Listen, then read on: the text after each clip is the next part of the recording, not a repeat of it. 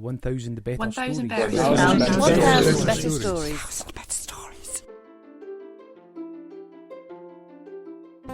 You're listening to 1,000 Better Stories, the Scottish Communities Climate Action Network's podcast sharing stories of community-led climate action in Scotland to help us all imagine the better and fairer future and transform what we think is possible. Welcome to our Everyday Changemakers series. We blethers with everyday people taking climate action in their communities. Hi, it's Kaska, your story weaver. Today we wrap up our summer's day journey around a few of the member community gardens in the Dundee Network, which I visited during their open day in June. You can listen to my interviews with Catherine from Bonnie Dundee, Rowan from Opportunity Growing Spaces, Gisela from Victoria and Harold from Fruit Bowls Gardens in the last 4 episodes of Everyday Changemakers series. My final stop today is at the Lochhees Wee Forest, where I chat to Hollis. After leaving Harold at the Fruit Bowls Community Garden, I walked my flat-tyred bike along the Ancrum Road and turned into a long, walled-in path to reach a quiet green strip of grass and mature trees at the back of the local allotments. I immediately spotted the brand-new fence surrounding a patch of baby tree saplings with a path leading to the picnic bench in its grassy centre. Hollis was waiting for me at a table full of treasures, ID keys for bugs and beasties, art supplies and handmade origami birds. I'm Hollis. I had been a volunteer at the Botanic Gardens and then I worked there for a while, but now I'm a volunteer again, but outside the Botanic Gardens, but still associated. So I've been doing a sort of public engagement role for the past year or so with the Wee Forests. For most of last year I was trying to get people on board to come to the planting days and sort of trying to find out where we could put this.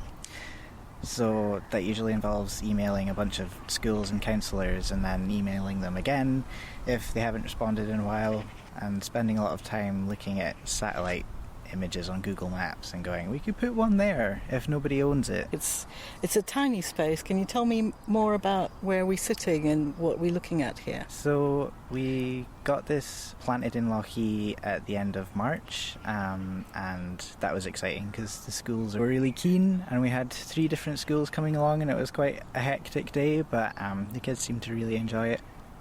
And they usually get quite excited if they find different kinds of bugs, which is good because that's part of the citizen science that we do. So we do like it when people get excited about bugs, so we can put them down in a survey and then add that onto the Tiny Forest portal with Earthwatch, and then that data gets used by a nationwide network of scientists to monitor biodiversity.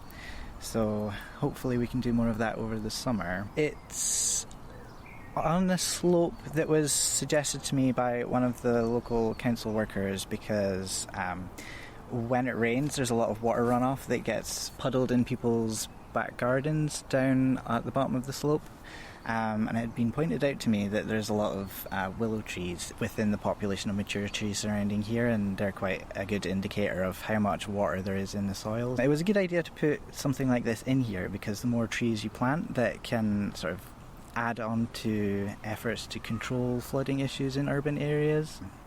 We're hoping to maybe at some point get a pond put in, which kind of sounds counterproductive, but it's sort of like a sink that water can run into. Can you tell me a little bit more about what trees we're looking at and how they planted? The Wee Forest this particular one is about 350 to 400 metres square. We've got 600 trees in here. A lot of it's oaks and birches and hazels and field maples and that kind of thing. They're planted using the Miyawaki method, so that's 3 trees planted per square metre, and the idea is that they're so closely planted together that it encourages competition between each species so that it grows up a lot faster, so you have a greater return on increased biodiversity in a shorter amount of time. So by this time next year, even though we've just planted these ones and they're only about maybe just over a metre tall, they'll be about maybe 2 metres by next year, depending on how much water they get depending on the type of soil. There's a lot of clay around here, so I'm hoping for the best. Yeah, they're very, very densely planted, so it's very unusual to see that. Can you tell me a little bit more how you ended up getting involved in this kind of project? I did my first year of university at art school, and I was like, oh no, this is terrible, I should have done science instead. I figured that if I was mostly motivated by plants and animals and environments in a creative way, then maybe learning more about it would feed into that creativity. Because I think if you want to be creative with something, then the more you know about it, the more information and inspiration you have. And then it sort of got out of control. And now I just keep doing science. I did my undergrad in environmental science. After that, I'd started volunteering at the Botanic Gardens in a sort of weeding and digging holes kind of way. And then, because I had previously been a student with the university, they have this student and graduate temp scheme, and the Botanics had an opening for that. And because I had been writing a sort of proposal for this idea that the Botanics had for potentially growing food and then trading with local businesses, I had thought maybe sort of native edible wild plants might fit into that somehow, and I think that's how we'd sort of naturally evolved into planting native trees, or at least on my end. I went with the flow, and now we're here. I don't know if I can really pinpoint exactly what happened. But I saw your drawing. I'm sure you will still keep your hand in. Yeah, I'm sort of trying out some different creative things now. With the Wee Forest, sometimes we'll have creative sessions like nature sketching, or one of our volunteers has been really great. He's in the Dundee Amps network, so he's been doing zine workshops surrounding the Wee Forest, and that's very exciting, because I think there's a lot of overlap between art and science, because they're basically just observing things and then writing things down afterwards. It's basically just sort of two sides of the same coin, I think. If you were a native tree, which species would you be? What kind of tree would you be? And why? Probably a willow tree, just because they have high water requirements, and I just drink a lot of water. It's actually not very practical at all. But I think anything that's situated next to a river would probably work out quite well for me. So, when I say Wee Forest, what's the first thing that comes to your mind? Right now, I'm mostly thinking about the fungus underneath it, but that might just be me. Tell me more. Just because some of the questions surrounding Wee Forest being planted are sort of on the fungal side, because a lot of people think that to sequester carbon from the atmosphere, it has to be about trees. You have to plant as many trees as possible, but there's a lot of potential for fungal networks to contribute to that, maybe more so than trees. So a lot of soil ecologists and mycologists are a little bit skeptical of focusing entirely on trees, because I think maybe they're the sort of botanical version of pandas to wildlife conservation. Like, everybody likes the pandas, but they always forget about like newts and salamanders and things like that. And midges. Yeah, well, bats like them, and we like bats. So. Exactly, yeah. So that's really interesting. So you think about sequestering carbon and that kind of aspect of this work as well? Yeah, one of the citizen science projects that Wee Forest does is measuring the amount of carbon that trees uptake, mostly just by measuring how big they get, which is very tree oriented. But I think there's more that you could do with soil assessments, but that's not in the tiny forest specific itinerary. So if I want to get really into that, I'm just going to have to take my own samples, I guess. So Wee Forest is sort of like a Scottish translation of tiny forest. I've sort of heard about it, but I'm sure that many people haven't.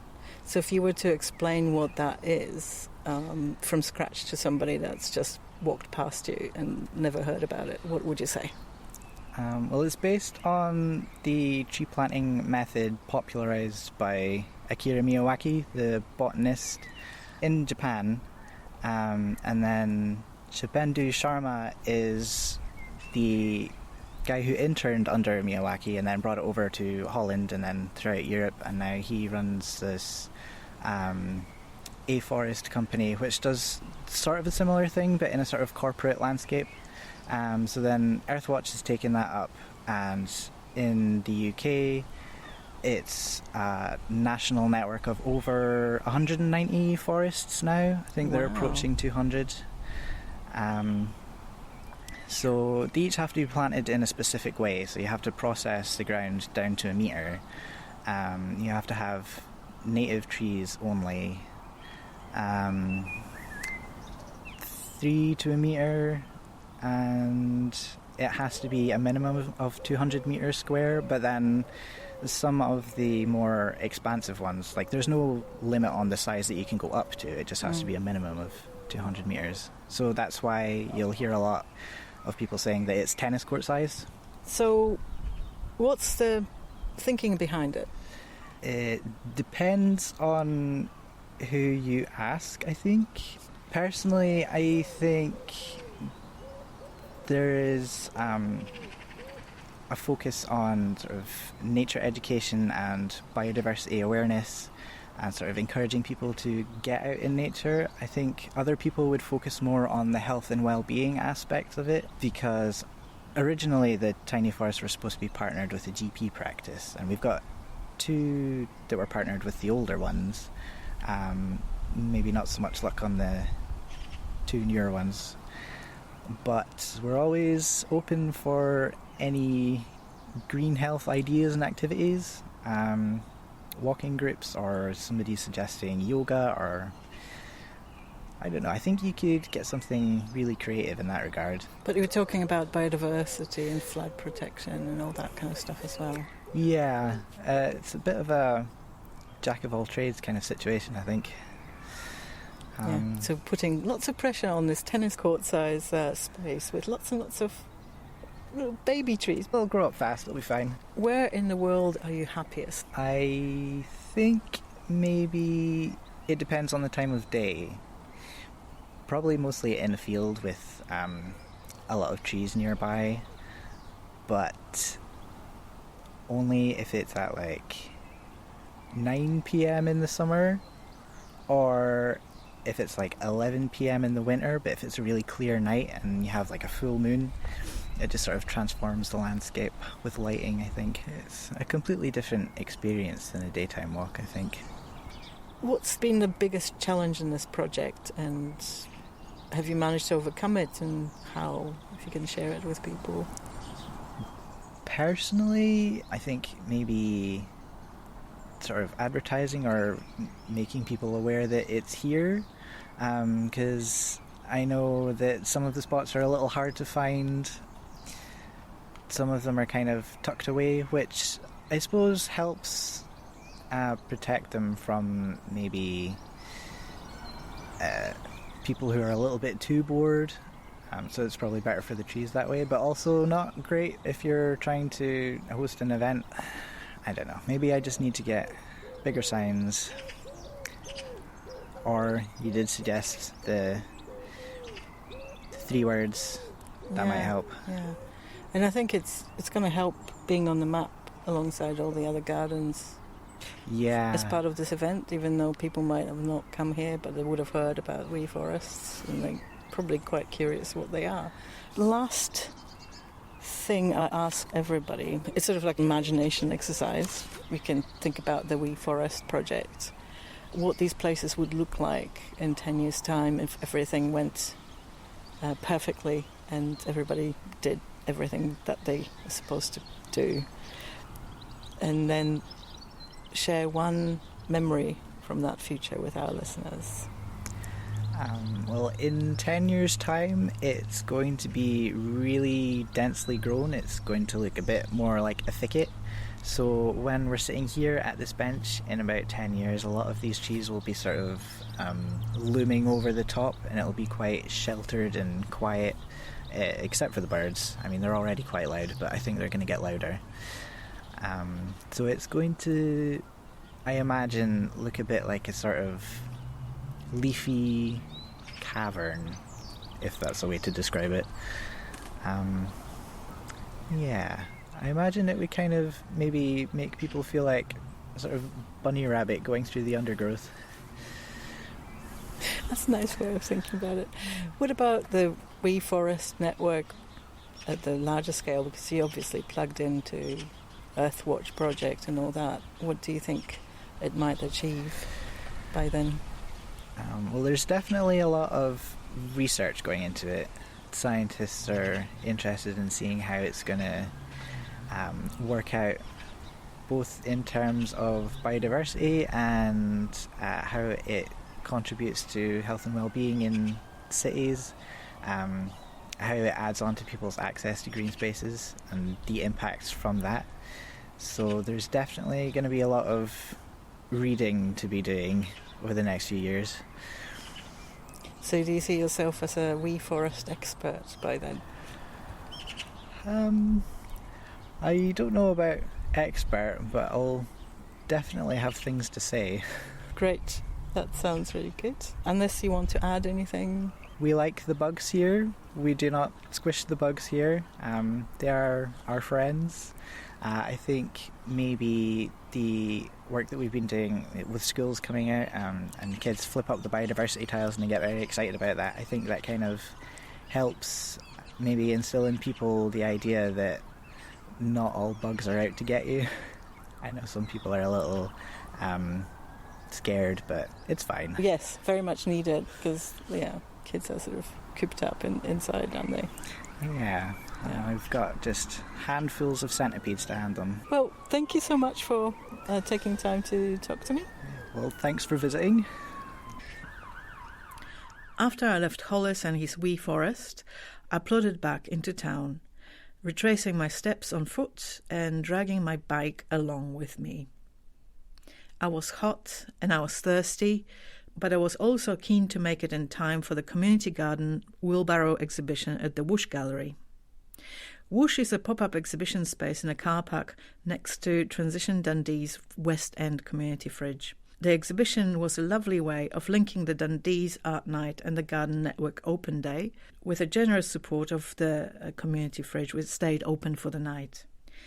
In the good old-fashioned tradition of fruit and flower shows of yesteryear, things were spiced up with a healthy dash of friendly competition for the best wheelbarrow prize in several categories.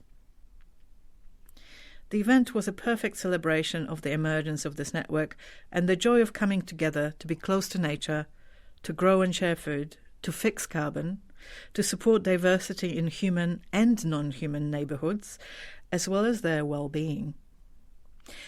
Here's Manuela de los Rios from Maxwell Centre with her thoughts on the network, which she shared in a short documentary by Social Action Inquiry Scotland. I think for me one of the main things is what we've created is such a joyful, positive kind of, group of human beings that really like each other and appreciate what the others are doing, and there's a lot of respect and there's a lot of dignity, and the way we operate I think is quite caring and sensitive to all our different circumstances and needs. Yeah. I've popped the link to the full documentary for you in the show notes alongside other resources. It's a useful exploration of how the network's been established and its workings now that it's 2 years old. I also shared the link to the map of all 25 gardens in the network's current website. It's worth checking back early next year as they're launching their brand new website and an interactive map.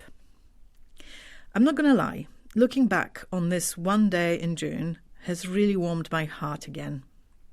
But it's also reminded me that this was in fact the hottest June on record, turning into the hottest year on record, not just in Scotland, but across the whole planet. It reminded me of the scientists sounding even more desperate alarm bells than usual in their recent reports released this autumn in the run-up to COP28. Reports full of broken climate records and calls for urgent action on our fossil fuel addiction and for system change to stop as much of the catastrophic climate change as possible. Scientists are scared of what's to come. I'm truly terrified. Is there any hope that we can turn things around in time? Well, my brief visit with the Garden Network gave just a little taste of how communities work locally at the intersection of climate, biodiversity, inclusion, and the cost of living crisis, showing that all of these are clearly related. How they work at the intersection of creativity and hands-on action, showing that one cannot be done without the other. How this work is amplified by the intersection of multiple networks and organizations, local, regional, and even global. It's no surprise that this grassroots energy in Dundee is going well beyond the humble community garden spaces. Some of the partners in the network and long-term community collaborators are behind the Dundee's new Climate Changemakers Hub. It's led by Transition Dundee and includes the Maxwell Centre, Scrap Huntix, Opportunity and Creative Dundee. These emergent intersections, this weaving together of communities of place and communities of care, is what gives me hope. In words of Rebecca Solnit, hope that another world might be possible. Not promised, not guaranteed, but possible. Hope that calls for action. That night, another happy intersection at the Whoosh Gallery meant that I did not have to walk all the way to Tapwood after all. The leader of Dundee Cycling Hub's Art Night cycle tour lent me her pump, so I could get enough air in my tyre to cycle safely home. Thanks for listening. If you enjoyed this episode, please give it a like and share it with others. It'll really help us reach a wider audience. If something exciting is happening in your own community, be sure to let us know so that we can help you tell your own story. You can drop our story weavers a line at stories@scan.scot. It's scan, SCCAN, .scot, SCOT. We also offer training and mini-grant support to community storytellers.